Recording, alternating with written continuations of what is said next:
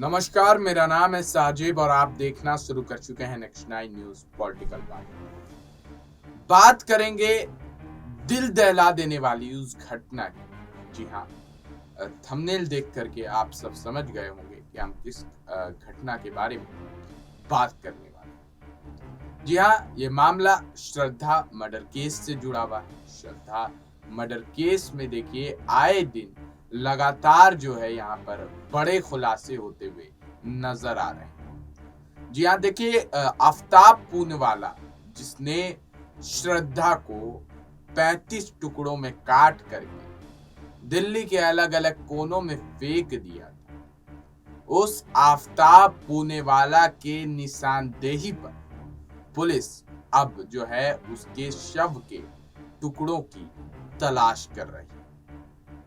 कितना क्रूर है ये देखिए और समझने का प्रयास कीजिए कि प्यार के नाम पर कैसे श्रद्धा जैसी लड़कियों को फंसाया जाता है, उसके बाद उनके कत्ल के बाद उन्हें किस तरीके से ठिकाने लगाया जाता है। ये सीख है सभी लड़कियों के लिए। जी हाँ, सभी लड़कियों को इस घटना से सीखना चाहिए कि अपने माँ बाप के फैसले से बढ़कर किसी का फैसला नहीं हो सकता।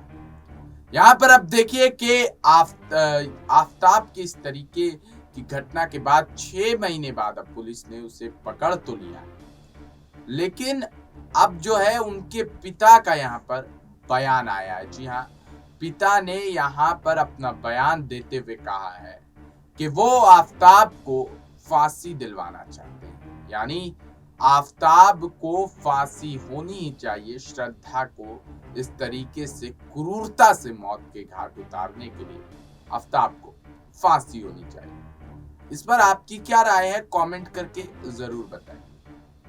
श्रद्धा के पिता ने और भी अन्य खुलासे किए। श्रद्धा के पिता ने कहा कि मेरी बेटी जो थी जब से उसने अपनी पहली जॉब ज्वाइन की, यानी मुंबई में टेलीकॉलर की जब पहली जॉब ज्वाइन की, तो उनकी बेटी जो है उसका व्यवहार थोड़ा सा चेंज हो गया।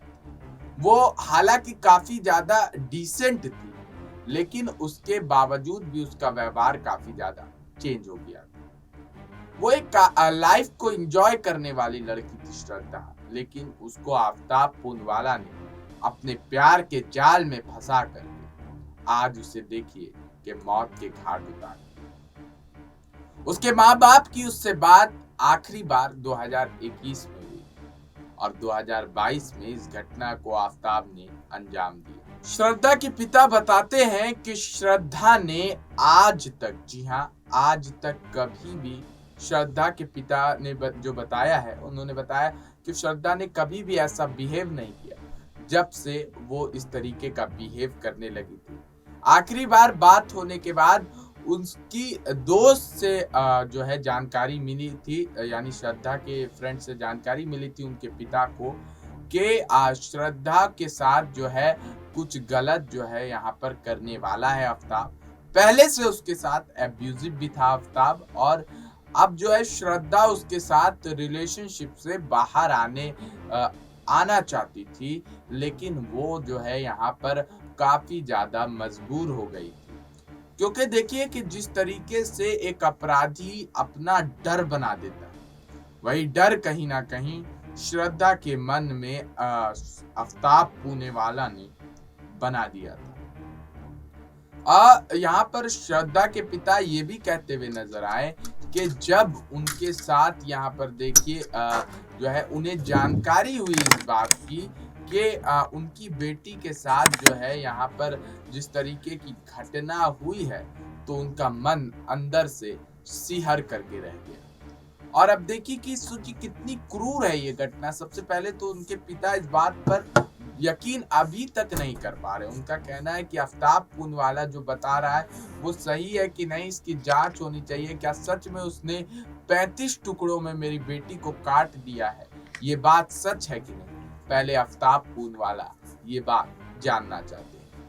वहीं आप देखिए कि दिल्ली पुलिस लगातार जांच में लगी हुई है कि किसी भी तरह से यहाँ पर अपराधी को अपराधी ने जिस तरीके से निशानदेही दी है अपनी, उस पर शव के टुकड़ों को खोज कर निकाला जाए। पुलिस इसमें और भी तथ्य तलाश रही है, जांच कर रही है। और आफ्ताब पूनवाला जो है वो फिलहाल लॉकअप के अंदर बंद। लेकिन क्या इतनी सी सजा काफी है, सवाल उठता है।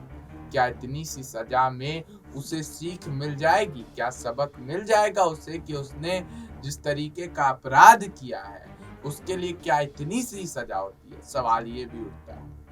ये पिता का जिस तरीके से यहाँ पर उनके पिता का बात है, उनके पिता का जो कहना है, सोचिए कि एक पिता के दिल पर क्या गुजरती होगी कि उसकी बेटी के साथ इस तरीके की हृदय विदारक घटना, इसे कह सकते हैं हृदय विदारक घटना जो है घटी। आफ्ताब पूनवाला अगर उसे फांसी की सजा नहीं होती है तो आज ना कल जेल से निकल करके अपनी दूसरी जिंदगी की शुरुआत कर देगा। लेकिन एक माँ ने अपनी बेटी खोई, पिता ने अपनी बेटी खोई, बहन ने अपनी बहन खोई, भाई ने अपनी बहन खोई, तो इस चीज का दर्द की अदायगी आखिर कौन करेगा? ये भी सबसे बड़ा सवाल उठता है। क्यों हमारे समाज में ऐसे आतंकी खुले घूम रहे हैं? ऐसे राक्षस दानव क्यों खुले घूम रहे हैं? क्यों लड़कियां आए दिन इसका शिकार हो जाती है? ये सबसे बड़ा सवाल उठता है। क्या लड़कियों को समझ में नहीं आता? कहते हैं कि लड़कियों की सिक्स सेंस बहुत मजबूत होती है कि कौन लड़का उसके साथ किस इंटेंशन से जो है मौजूद है। लेकिन क्या लड़कियों को ये भी अब समझ में नहीं आने लगा है कि कौन सा लड़का उनके लिए क्या साबित हो पाए? आज श्रद्धा से आखिरी बार बात उनके पिता की 2021 में हुई थी और 2022 में इस घटना को अंजाम देने के 6 महीने बाद, और आफ्ताब के पिता ने माफ कीजिएगा, श्रद्धा के पिता ने कहा कि उसने पहले बताया कि गुमशुदा हो गई है। जी हाँ, श्रद्धा गुमशुदा हो गई है, यानी गायब हो गई। लेकिन उसकी भी जानकारी उसके पिता, उसके घर वालों को यहाँ पर नहीं दी आफ्ताब ने, जो उसकी दोस्त ने दी थी, श्रद्धा की दोस्त ने उसके पिता को दी थी।